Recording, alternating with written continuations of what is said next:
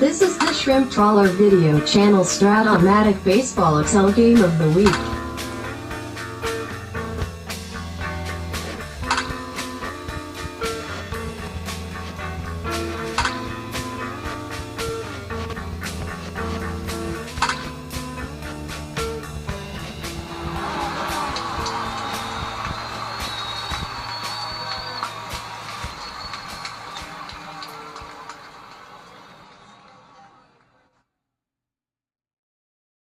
Welcome back, baseball fans, to the Game of the Week in the 1981-84 Fall League. We got a game today, the Toronto Blue Jays and the Boston Red Sox in the American League East.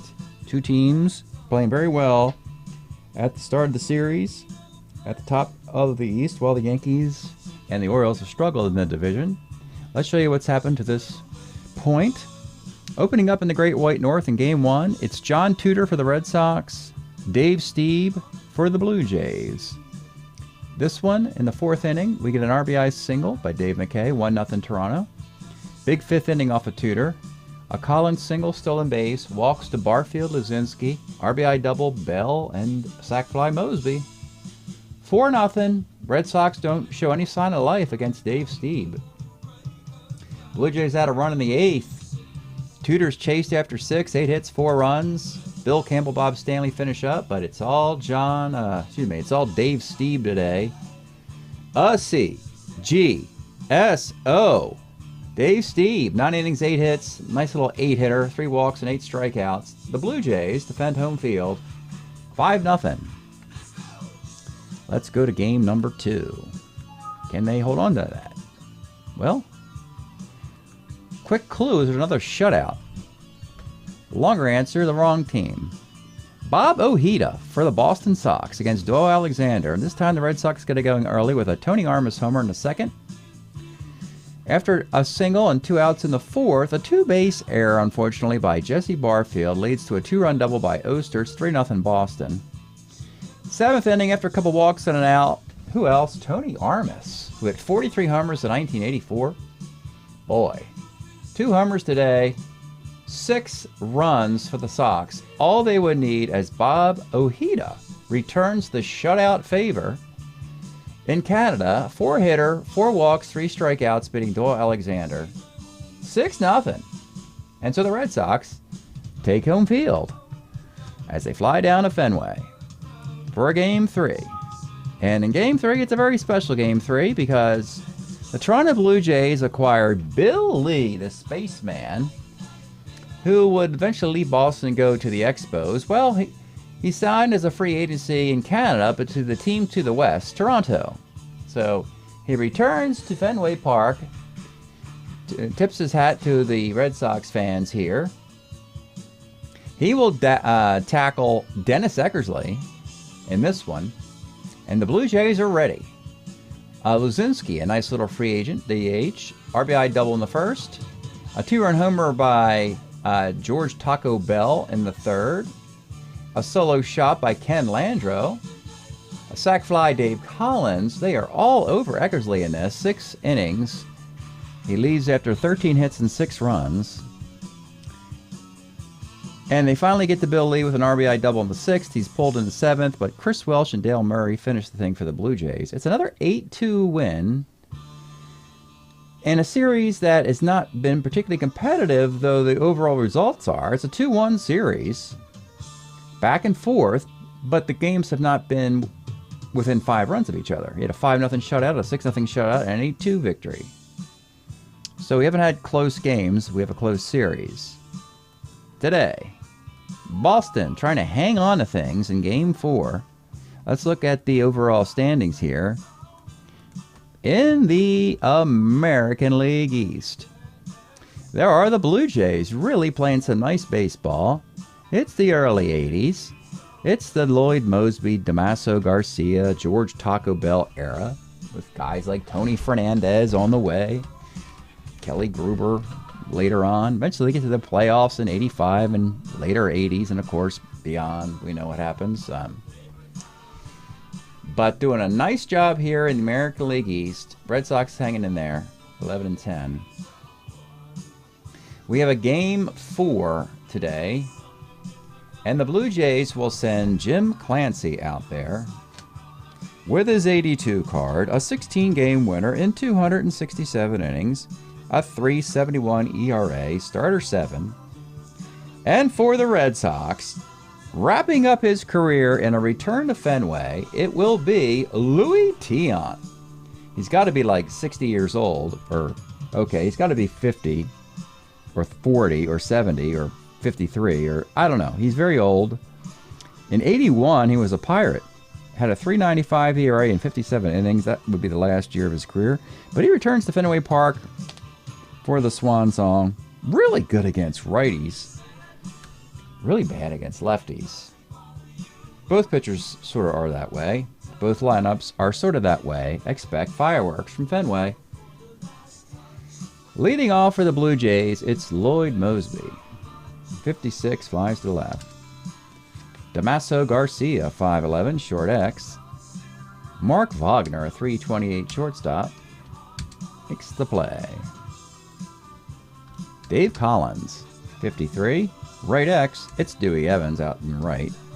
He, of the 1E3 variety, makes the catch. Bottom of first, it's Miguel Delaney leading off at DH for Boston. Going to get some speed. Haven't had speed like this since Tommy Harper was in Boston. 2-3, grounds the third. Now the more familiar names. Dwight Evans, 3.11, he strikes out. And Wade Boggs, 3.5, that's a base hit for Wade. Jim Rice, 1.9 is a grounder to short. We go to the second. Scoreless, Greg Luzinski, acquired as a free agent, 55, pops to third. Ken Landreau, another nice little free agent. 1.7, 111, base hit for the ace-stealing Landreau. You got Rick Sweet with -1 arm. He'll stay at first for George Taco Bell. 65 for the Taco. Hits the Tiant card to 111-5 single. It's a triple on the 3. Scooted into one of those kitty corner, garage door, ricochet, pool ball, whatever you want to call that in Fenway nonsense, as a triple, and there it is. 1-zip, Bell at third, infield will come up for Rance Mullinax. 4-7 off Tiant, oh boy, double 1-3, base hit, and it's 2-zip. Dave McKay, 1-5, let's take a look at this guy. Dave McKay was a Blue Jay, went to Oakland in 81 with a 263 card here. Switch hitter, a 2 at third, all the middle infield positions. Probably better suited to be a utility player, but against right-handed pitching, guy gets on base, hits pretty well. Not very good against lefties. 1-5 is homer 1-9, double the rest. It'll be a 2-base hit, and Mullinax will park it at third. The Blue Jays getting to Tiant here in the second. Number 9 hitter, catcher Ron Hodges. 1-10, a comebacker to the mound. The runners freeze and they throw over to first.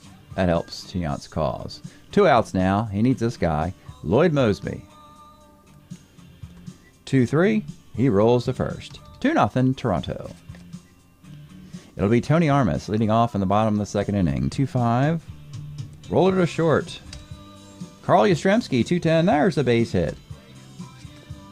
And now you got Ron Oster. 47K, nice little acquisition from Cincinnati. And Mark Wagner, 65, center. We go to the third. It's Damaso Garcia. 110 to base hit. He is a double-A stealer. And he's taking off, folks. He's in there on an 8. Stolen base. Speed kills in Fenway. Dave Collins. 67 off of Tiant. 1-17 for a single. He gets it. There on the corners again. Tiant struggling. Bullpen is up. They got Campbell, Stanley, long guys, Carlos Diaz, Mark Clear to close it. Collins being held on, also a double-A. They'll stay put at first, no one out. They will play back, hoping for a Luzinski double play. 4-12, sac fly to left field. It's 3-zip.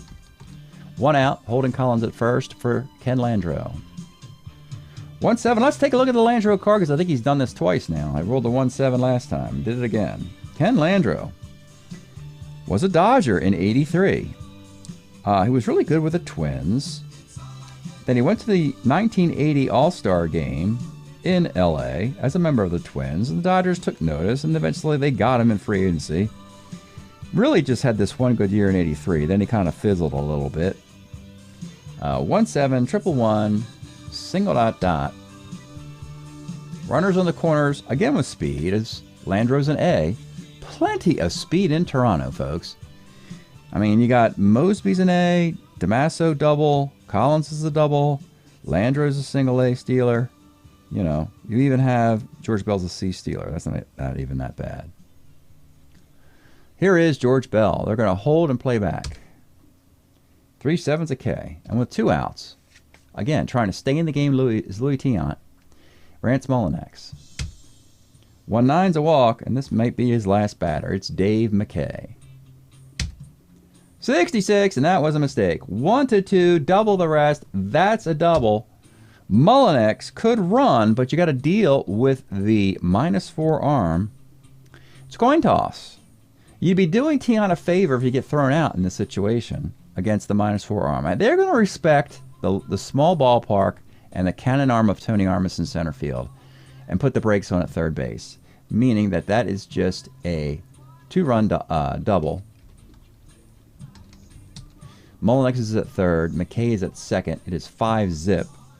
And it's Ron Hodges. If you're wondering about the point of weakness for Tiant, we are very close with this. 4, 5, 6, 7, 8, 9.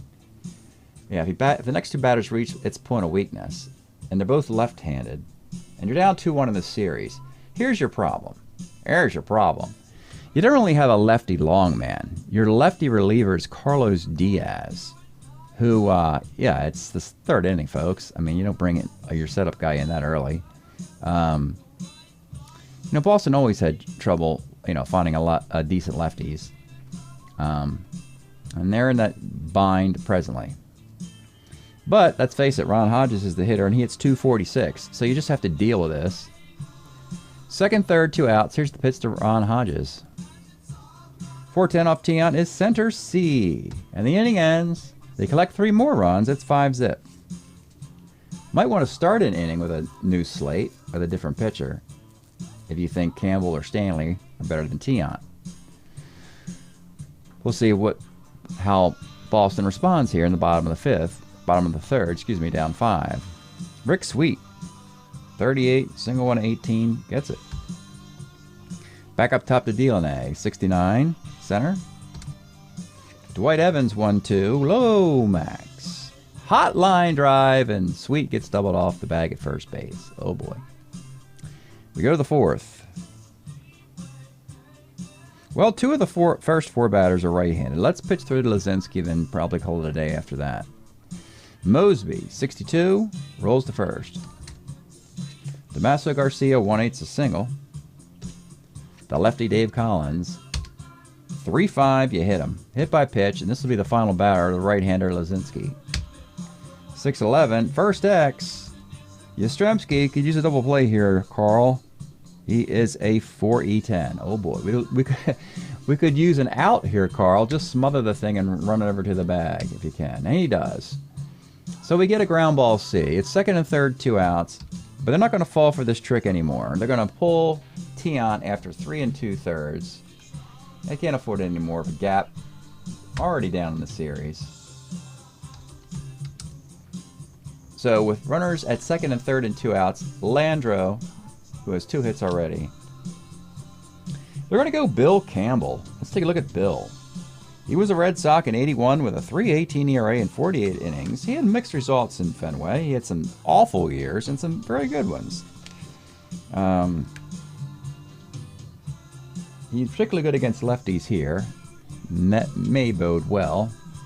In the 4th, big moment here for Boston's comeback chances. Ken Landreau looking for his 3rd hit. Here's the pitch. 57. That's a strikeout on the Bill Campbell card. Red Sox get out of it. Well, Blue Jays, with all this scoring, did leave 6 men on base. And that's good for Boston. Bad that they're down 5. Bottom of the fourth. They have to wake up. They've already been shut out in this series by Dave Steve. And they haven't looked very good against Jim Clancy. It's Wade Boggs. 2-8 flies to center. Jim Rice, 2-9. There's his base hit. Tony Armas. 52 for Tony Armas is a pop to short. And Yastrzemski. 1-4. Let's take a look at Yastrzemski's card. His final year in the game. 1983. What a long career for Carl. Still has a nice year in 83. He hits 266. He's got 10 home runs and 380 at-bats. 24 doubles. Probably peppering that wall when he can. And, you know, still doesn't make a lot of errors at first base. In his swan song with Boston. 1-4, homer 1-2. It's a double. Rice. Does he try and get on the board against the arm and center of Mosby? 12. I think he's going to run here. They've got to break into the lead somehow. And he scores on a 9. Now you got Oster. 49. Single 1-19. He gets it. They're on the corners with 2 outs. For Mark Wagner. 1-7's a strikeout. 5-1. We go to the 5th. It's George Taco Bell. 2-9 rolls to 3rd. Brance Mullinex. 39 rolls to 2nd. And with 2 outs, it's Dave McKay with a couple doubles today. 69's a walk. They can't get him out. And here's Ron Hodges. 46, a strikeout. Bill Campbell, nice pick-me-up for the Sox. Bottom of the 5th in Fenway. It's a reasonable game. It's 5-1. A grand slam. Gets them back in. Let's pause a moment for station identification. This is the Shrimp Trawler video channel. Este es el canal de videos de camaroneros. All right, the Red Sox. Totally equipped to make a comeback with this offense, folks. Particularly against righties. I think they're better against righties than they are against lefties. It's Rick Sweet. After Fisk left, they went out and pursued the services of Joe Ferguson, who's on the bench, and Rick Sweet. Good luck with that. 1-5, he flies to right.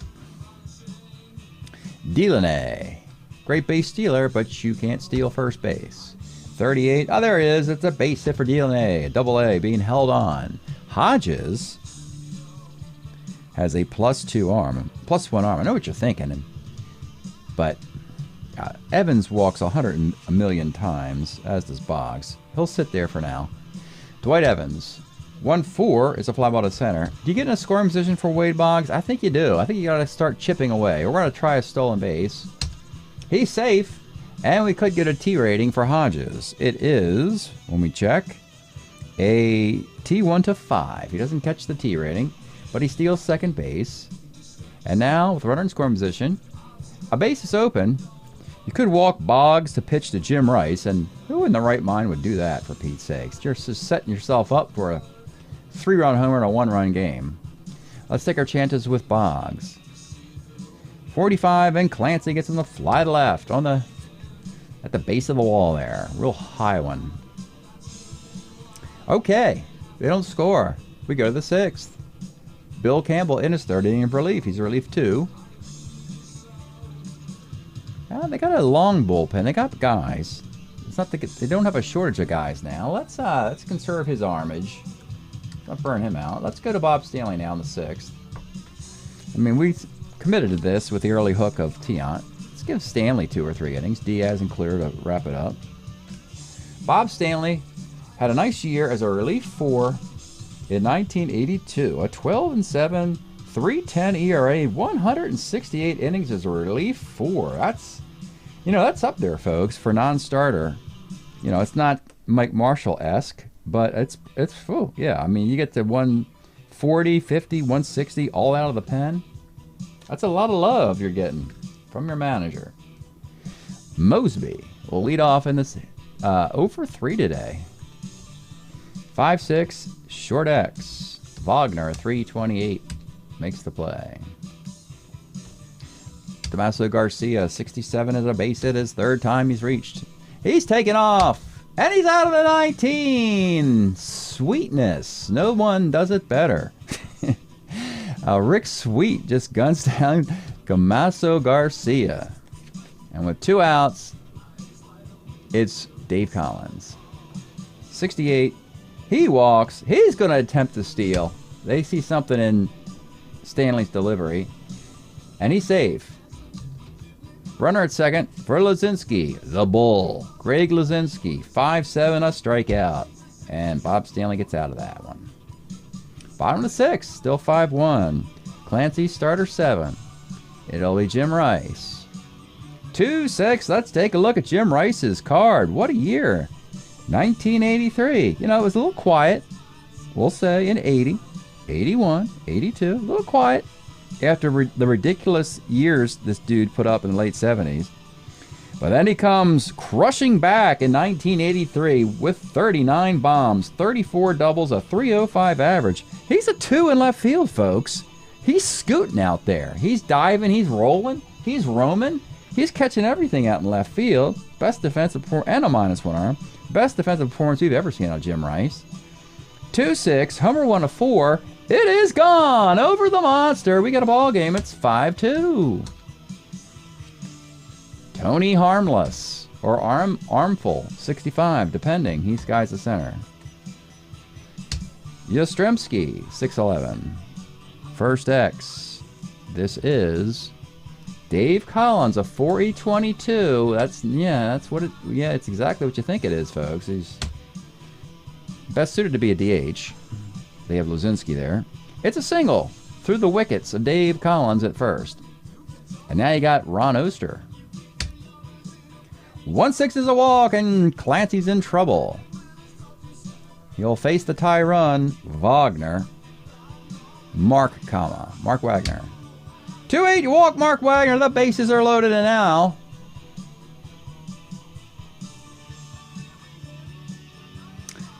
I think they're going to hook him after 5 1/3.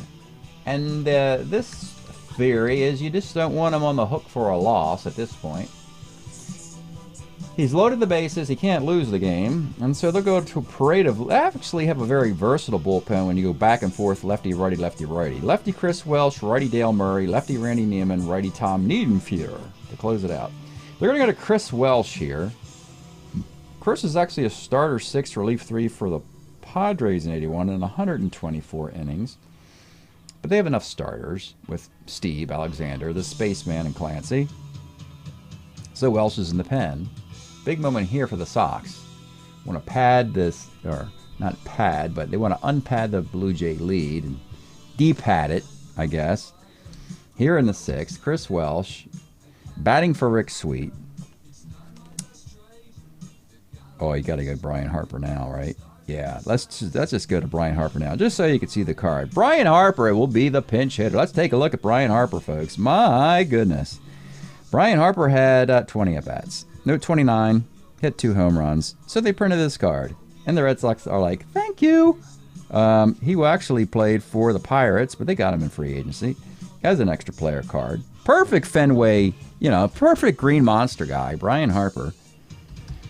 Bases loaded, playing back for the granny lead, potentially.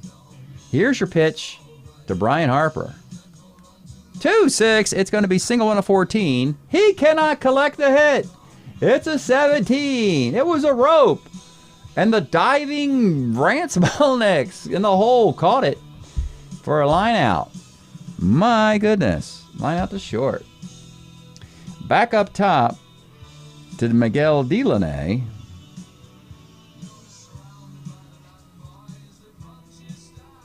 And they still have more on the bench. I think you go Tony Perez here. I really do. Let's take a look. Batting now, pinch hitting, is Tony Perez. He was with the Red Sox in 81. Hit 252. Had a nice year with the Red Sox in 80, hitting 25 homers. But a 252 average in 81 in the year of the strike really kills lefties. And does Toronto respond and go back to a righty here? I kind of think they do. I mean, just because, it's not the 9th inning, the game can swing right here on this pitch. So they're going to pull Welsh. Like I said, they can go lefty, righty, so they're going to attempt it. They're going to go to a righty, Dale Murray. Dale Murray used to pitch for the Montreal Expos, and now he's pitching for the Blue Jays. He loves it up north. He's 8-7 with a 3.16 ERA and 111 innings in 1982 for the Blue Jays. Trying to put this final flame out here in the 6th. Tony Perez. The Red Sox start to empty their bench early in this one. Here's the pitch to Tony Perez. 110, he hits a base hit into right field. 1 run scores. Oster. He's going to run. He's a 13. +2. He scores on a 2. Tony Perez, a 2-run single, and Mark Wagner ends up at third base. It's a 5-4 game. And now you got Dwight Evans. 67 off Murray. It's a base hit to left field, and the Red Sox tie the game. The comeback is complete. Perez stops at second. The Red Sox bat around, have scored 4 times. They have runs on 2 guys on the bases for Wade Boggs here. Big moment. Wade Boggs, 2 on, 2 outs, and a 5-5 tie. Here's the pitch. 45 off Murray. It's a fly ball to center field. We got a brand new baseball game. Let's start over. It's 5-5 as we go to the 7th inning. Bob Stanley's a relief 4, so he's not going to go anywhere now that they've tied it. We do need to install some pieces to the Red Sox. We need a catcher. Let's put Joe Ferguson in the game. Let's take Yastrzemski out. How about that? We'll do that. Leave Tony Perez at first base. Brian Harper can be the DH. Just in case Yes has to bat against a lefty, which he doesn't do very well. So Joe Ferguson goes in that spot. Okay. All right. 5-5, top of the 7th. Nobody left on the Boston bench. And the Blue Jays, it'll be Ken Landreau leading off. He's 2 for 3. 68 is a walk. Taco Bell. C-Steal. Now you got Ferguson. What's his arm? Ooh, a +2 arm. Boy, you really want to run here. Let's run. He steals on a 9. Well, that was the drawback in removing the -1 arm of Rick Sweet as a pinch hitter. Tie the game, but now the Blue Jays can strut their speedy wings, or whatever that means. Runner at second, no one out. It's George Taco Bell. 58 off Stanley, flies to left. Rance Mullinex, 6'10", catcher's X. This will get him over to third. Joe Fergie's a 4E2. Nice E rating there, Joe. Ground ball save will also get him over to third. Nubber in front of the plate, throw to first. Runner at third, 2 outs, and it's Red Sox killer. Bo Sox killer Dave McKay with a couple doubles and a walk. Can they get him out? Dave McKay, the 263 hitter. Here's the pitch to Dave.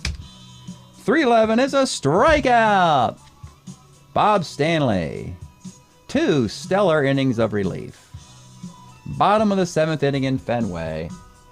Stretch time here in Fenway Park. We are enjoying this Candio double LP expanded edition by The Cars. The Cars of Boston. Yes, that's the kids of Boston, their music scene. Let's go. I like the nightlife, baby. It is all I can do. Candio, Shooby-Doo, Night Spots, baby. Got a lot on my head. Boy, this thing goes on and on and on. And then all these extra alternate studio versions, monitor mixes, just more stuff by the Cars, exactly how you like it in this era. 81-84 era, the sweet spot for the Cars. Bottom of the 7th. Can they claim the lead now in a 5-5 game? Dale Murray now will be asked to log some innings as a relief 3. He'll face Jim Rice, who led off the previous inning with a dinger. 1-9, rolls a short. Tony Armas, 2-4, rolls a short. And with 2 outs, it is Joe Ferguson, the catcher. 3-6 is a K. A a 5-5 tie. If you're wondering about extra innings, we go with the runner at second rule, unless we have a classic matchup, and there's nothing classic about this one. So, yeah, it'll be a burden to these, well, actually, it'll be a benefit to these pens, because the game should theoretically end in the 10th or 11th inning, with both bullpens in use now, as we go to the 8th inning. Stanley, relief 4, they're going to just let him go. Use that arm in this game to force a game 5. It'll be Ron Hodges leading off. 67, single one at 13. He cannot get it. Back up top to Lloyd Mosby, who has got the collar today. 66, not anymore. It's a base to left field, and you know what's happening, folks. He is taking off for second base. 14, he's a single A stealer. He might be. Hold on, let's double check this again. 15, is it a +2 or +1 arm? Oh, it's +2. Oh, he's going to be safe. Oh, he can't believe it. Oh, Oster at second base. He's pounding the. I got a tag on him. Like, no. Oh, the fan. Oh, man. He looks like he was out at second base, but they say he's safe. They say he got his mid under there. Mosby dusts himself off. Happy to be at second. Tight one. Tight throw. Right down to the number there. He gets the second with 1 out. And it's Damaso Garcia. 2-8 is a roller to short. Runner holds there. And with 2 outs, it's Dave Collins with a base open and Greg Luzinski. Who do you want, Stanley? You know, Collins can get the RBI hit with a speedy runner. He's a three-away hitter. Luzinski, though, he's 265 with a lot of walks and the home run potential, and Landreau behind him. Stanley is actually better against lefties than righties, so he'll pitch to Dave Collins. 3-7 is a fly ball to the right field, and the inning's over. Third inning of relief in the books for Bob Stanley. Dale Murray will go to his third inning of relief. It'll be Ron Oster leading off.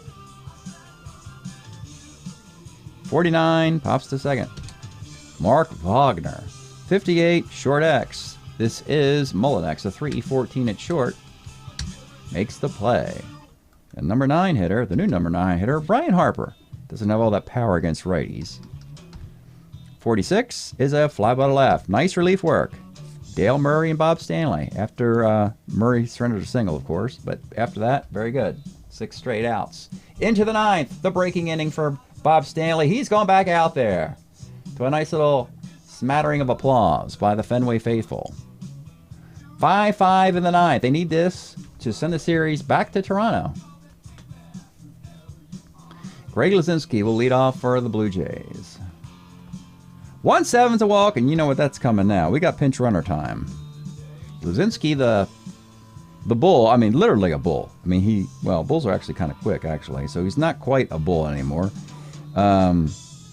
He will leave the game, and your pinch running options are Barfield, Newman, and Picholo. It'll be Barfield will run.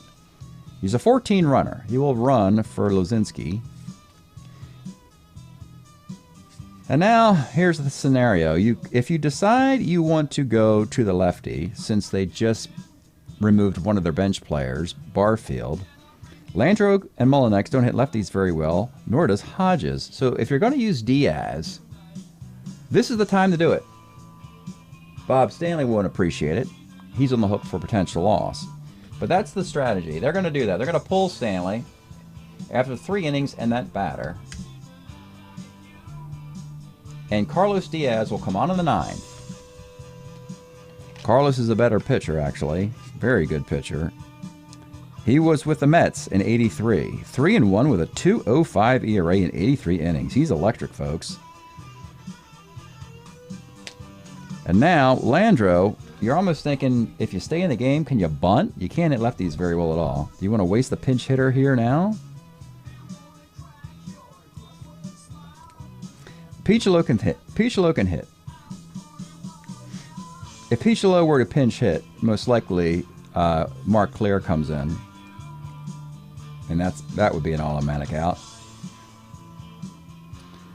Well, you brought Barfield in as the runner, so we know he'll take the defensive outfield spot where Landreau could vacate. So that's what they'll do. They will get rid of Landreau, And it'll be Rob Peachlow. Let's take a look at this guy. Peachlow will actually pinch hit. They call the bluff.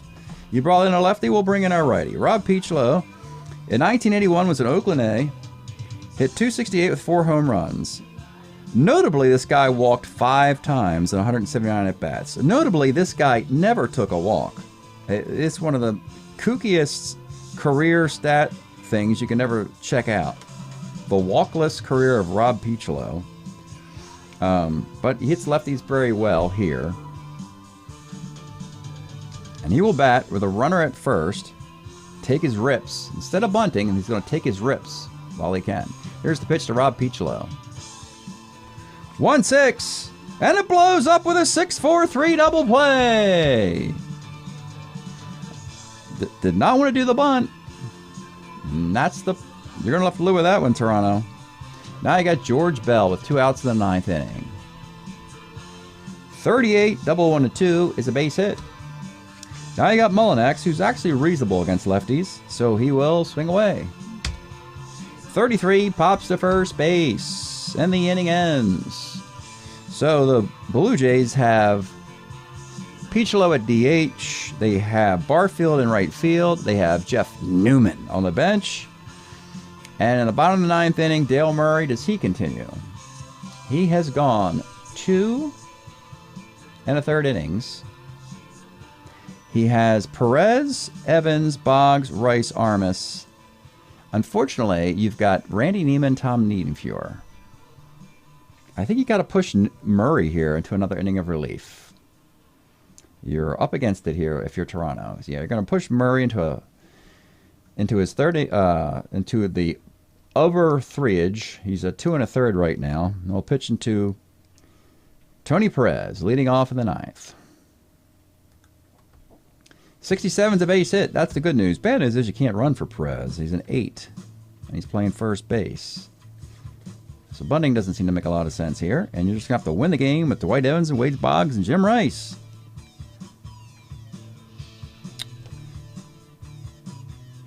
The one note is, after you get past Evans, a lefty is an option for Boggs, Rice, and Armas, as Armas surprisingly doesn't hit lefties that well. Boggs is Boggs, and Rice hits righties better as well. But that's putting the cart before the carrot and the horse and all that stuff. So let's just go with Dwight Evans, Dale Murray, and see what happens here. Runner at first, a slow one. Here's the pitch to Dwight Evans. 4-4 is third X. So it's not Garth Orge. No, it's Dave McKay. Dave is a 2E29 at... he's a 2E35 at third base. My goodness, he's a 2E29 at second base. 2E35, that is not good. You got to stay away from that double play, Boston. And they get the error, so that's the appropriate response. And so do you have 361 hitting Wade Boggs bunt? No, I'm just not a fan of that silliness. You strike out Rice, and then Armas is a 268 hitter. So no, I just let one of the greatest hitters on the league swing away. Here, with 2 on and nobody out, Murray's in a rough spot. He's not at a point of weakness. You don't have a base open. You're just going to have to deal with Wade Boggs, and it's not looking good for Dale Murray and company. Unless you want to pull the lefty, Randy Neiman in here. You pull in Randy Neiman, you theoretically could bunt Boggs in that scenario against a lefty. Let's start putting the wheels in motion. Let's lower the Wade Boggs batting average by getting a lefty in there.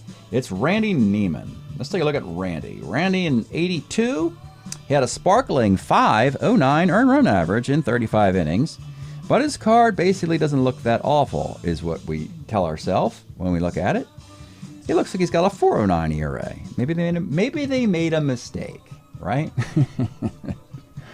Yeah, maybe that's why the card looks reasonably good. Probably not.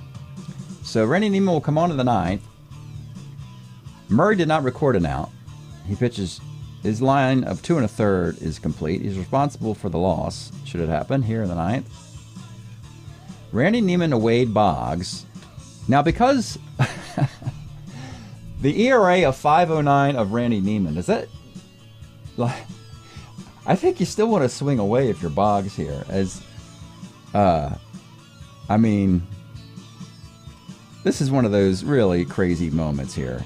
Could you imagine if he blows the bunt and you just let a 368 hitter not swing against a pitcher with a 5.09 ERA with nobody out in the 9th inning? I just can't live with the fact that if the bunt fails, how stupid that looks. So Wade Boggs will swing away with first and second and nobody out. Here's the pitch to Wade Boggs. 47 off of Neiman is single chance. It's single 1 to 6. He lines out at a 9. Interesting. That's a 30% chance. A bunt for a B bunter for success, if we're looking at, would be up to 9. So that's well, over a 30% chance of getting a runner to third with no outs or 1 out. But they did not do the bunt, and they don't have a runner to third with 1 out. And it's Jim Rice. We saw his card. Pretty symmetrical. And again, you want to get to Armas with the lefty versus the righty is the theory. So Neiman will deal with this guy with 1 out. Jim Rice, chance to be a hero. Here's the pitch. 67 off Neiman is a strikeout. See, that's why I said the bunt might not be good if Rice strikes out. And with 2 outs, here it is, Tony Armas. Let's take a look at the card. So there it is. This is the strategy. Armas just destroys righty. In this sport, that is a weapon, folks. My gosh, you got the 7 in the 2, 3, and 4, I call it, and then another 8 and another 16 on 9. It's one of the highest right on righty homer chances you're going to have in Strat for Tony in the 84. And for whatever reason, he struggles against lefties. Struggles a lot. And there's nobody on the bench. Big moment for Randy Neiman here to get us into extras. First and second, and the runner at second's very slow. Here's the pitch to Tony Armas. 3-7, there's a strikeout. And now Boston and Toronto, both maneuvers have blown up in the 9th inning. We got extras of a 5-5 thriller. What a game of the week, folks. Telling you. Great time, great era for these squads, particularly the Blue Jays, as we go into the 10th. And we're going to have the dreaded guy on second affair, which would be, I guess, Armas for those dudes. And it was Mullenix for those dudes. So, Dave McKay leads off in the 10th against Carlos Diaz. Again, there's no bench changing for the Red Sox. They're already dug in. And only Jeff Newman could come in and he will come in for the next batter, Hodges, we believe. So, Mullenix is at second. You could bunt Dave McKay. I have not been playing the road team bunting to tie under this format. They're sort of hacking away, looking for an RBI hit and then maybe more. 2 runs. So that's the strategy we've been playing for the road team. This rule really seems to favor, in my opinion, I think this gives the home field an additional advantage, having the runner at second. That might just be me. Because the road team is more hesitant to move the guy over to third, and the home team loves to do it if these guys don't score. So, but I don't know. Use the comments and tell me what you think about the guy at second rule. Is there any advantage to gain for the home team? Dave McKay will swing away, and here's the pitch. 54 off Diaz is a liner to short. Now you're hacking away. Now you have a catching choice between Jeff Newman and Ron Hodges against a lefty. And we will pinch hit Jeff Newman. I'm not going to show his card because it stinks. I'm not going to waste the time to do that.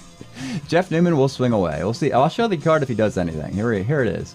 5-12 off Diaz, rolls to first. Okay, we got the runner to third with 2 outs. Wild pitch gives him the lead. We're back up top, lefty-lefty, Mosby Diaz. Here's your pitch to Lloyd Mosby. 34, a roller to first. So both teams have the disdain for advancing the runners in scoring position, relying on the sticks, and the sticks have not been there. Diaz has now pitched 2 innings of relief. And we go to the bottom of the 10th inning, and it'll be the 2nd inning of relief for Randy Neiman. Boston might think about moving Tony Armas up to 3rd, as he's a really good base runner, could easily tag up. Armas is a 13. He's at 2nd base. Joe Ferguson leads off. He's not a good bunter, and he walks a lot. And if you're the Blue Jays, when do you pull the Niedenfuer card? Niedenfuer is easily the best pitcher in the Blue Jays.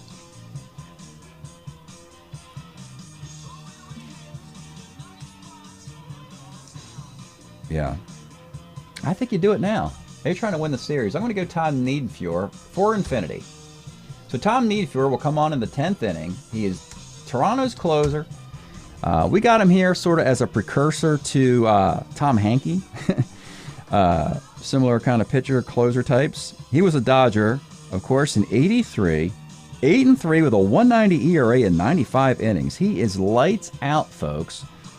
The problem is he's a relief too, and he's the last guy you have. And this game could go on forever, and he would not be available if they lose and have to go back to Toronto. So you're committing him to 2 innings of relief if you want to win this thing. Joe Ferguson will lead off, and maybe Joe thinks about bunting here. It's a tough call. He's a C bunter. I hate bunting C bunters, but Niedenfuer is so dominant.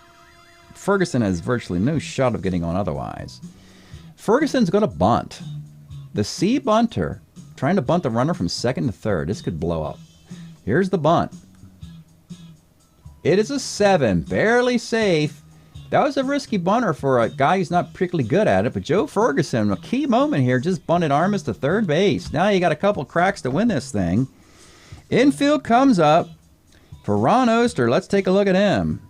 He was a Cincinnati Red in 81, 271 hitting switch hitter, and very capable at both 2nd and short. The Reds were going to hold on to Concepcion at short, and they had guys like Tom Foley and Kelly Paris at 2nd, so Oster was expendable, and Boston Red Sox got him. They lost Rick Burleson in free agency, so they replaced him with Oster. This is how the whole merry-go-round happened there.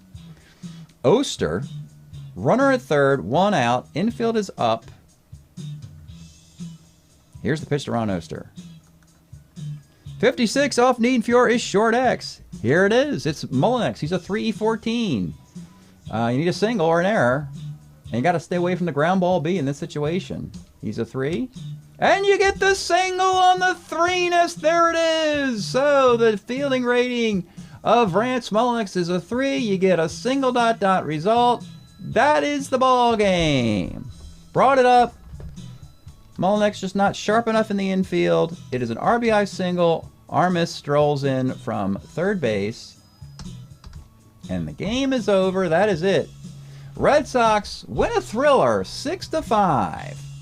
Winning pitcher Carlos Diaz. The loser is Niedenfuer, who came on in the bottom of the 10th and gave up the bunt and the single. And that's it. We'll give you the result, the box score for this game, and then also follow up with the result of Game 5 coming up. So stay tuned. Well, folks, you got the great baseball game in this series. The best, interesting game. All sorts of swings of momentum. Toronto seemed to have this one in the bag early because they really battered Tiant. 9 hits and 3 1/3. But then after that, they sort of fell asleep at the wheel while getting a guy on, stealing a base, and leaving him there. And so they had runners in scoring position. Toronto did nothing against the trio of relievers, Bill Campbell, Bob Stanley, Carlos Diaz. And of course, it was the big 6th inning with the Jim Rice homer, and then Chris Welsh and Dale Murray couldn't put the fire out. And the Red Sox get the walk-off single by Oster. Clancy, 5 1/3 innings, 9 hits, 5 runs. Again, Tiant, 3 2/3, 9 hits. Diaz, 2 scoreless innings of relief. He shares hero duties with Bob Stanley. 3 scoreless innings of relief. Diaz with the win. 6 runs, 13 hits. 5 runs, 12 hits. Blue Jays put 18 men on base. Red Sox 15. Good game. 6-5. So what happens in the decisive Game 5 back in Toronto? Well, if you tuned in at the beginning, you saw how disappointing these games were competitively, individually. And again, Toronto wins the series, coming home to Canada to do it by a score of 8-2. And unfortunately for the Red Sox in losing this game, it was a rather lousy display of defense by Wade Boggs at third base. Now, Hall of Famer turns into a pretty good defensive third baseman by the end of his career. But early on, he's not very good. He makes an error here in the inning after a single, and then with 2 outs, that proves costly as there's an RBI double, a walk, and a home run by a grand slam homer by Lloyd Mosby. So a bunch of unearned runs there. In the 5th inning, after a double, a single through Boggs leads to another run, and to add insult to injury, another single off Boggs' defense in the 8th inning leads to another run. It's very rare when that happens to one particular player, giving up all hits off his defense that contribute to runs, but this is the game. And Toronto wins 8-2. Steve, Dave, the beneficiary of all that. 8 innings, 5 hits, 2 runs. Probably your series MVP because he threw a shutout in Game 1. Tudor actually pitched pretty well because it's 7 innings, 7 hits, only 2 earned runs. Mark Clear made an appearance of the series. So the Blue Jays win the series. The teams alternate games. Toronto wins the odd ones, 1, 3, and 5. And presently, the Blue Jays are in first in the American League East. A good era for them in the 80s. Break up your Toronto Blue Jays, winning 3 out of 5 after a devastating Game 4 loss. Thanks for checking this out. We'll see you next time.